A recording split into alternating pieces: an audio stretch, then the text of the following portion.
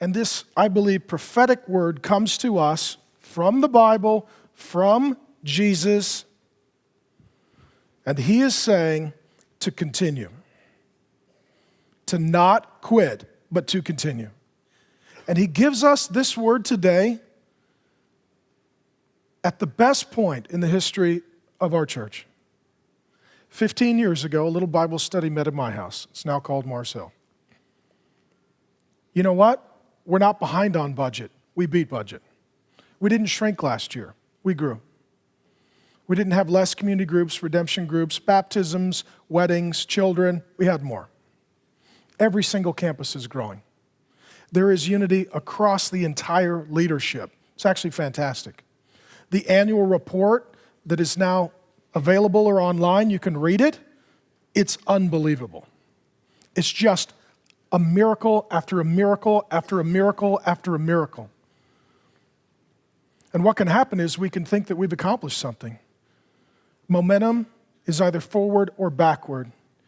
You're either growing in faith in Christ or regressing away from faith in Christ. And what could kill us at this point, this window of opportunity, most of you don't know it because this is the only church you've ever really known.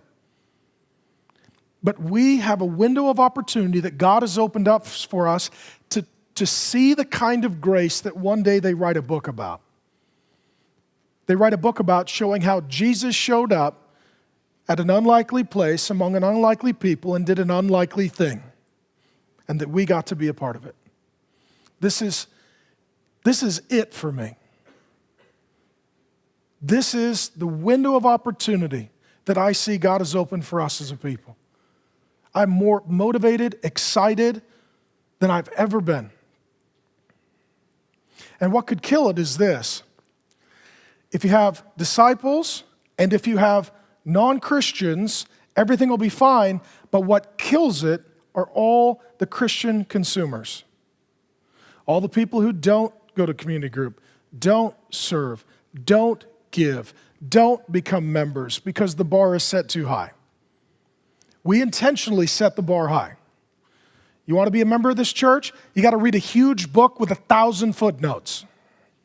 So you say, I'm not going to read that book. Well, then you're not going to be a good church member. If all it takes is footnotes to scare you away, you're not ready for war. You want to get married? You're going to have to go through a premarital process, declare all your sexual sin and history, submit to spiritual authority, and someone may tell you no. And you have to be okay with that. Because getting married's easy, and 50 years of joy is hard. You want to do something here? The bar is set high. Because this is a kingdom operation, this is a kingdom mission. And Jesus says, if you really want to raise your hand, make sure you're good to the end. It's wonderful that we have hundreds of weddings a year. I hope the day doesn't come when we have hundreds of divorces. It's wonderful that we have over 1,500 children. I pray that they don't grow up to hate Jesus because of the way we conduct ourselves. I hope we don't create just another generation of Christian consumers who can sing Christian songs and give Christian answers but don't live Christian lives. And it's Christian consumers that kill a church that's in a position like ours. There's only roughly 40 churches in America out of 400,000 that are as big as we are. It's not all about the numbers, but it is about counting the cost. And there are some fantastic, amazing disciples of Jesus here. They give, pray, serve, care, and they are part of the miracle of God's grace. There are non-Christians who've met Jesus or meeting Jesus somewhere in process. And in the middle, what can happen is the Christian consumers take all the resources from the disciples, and there's nothing left for the lost people. I have been saying this for 15 years.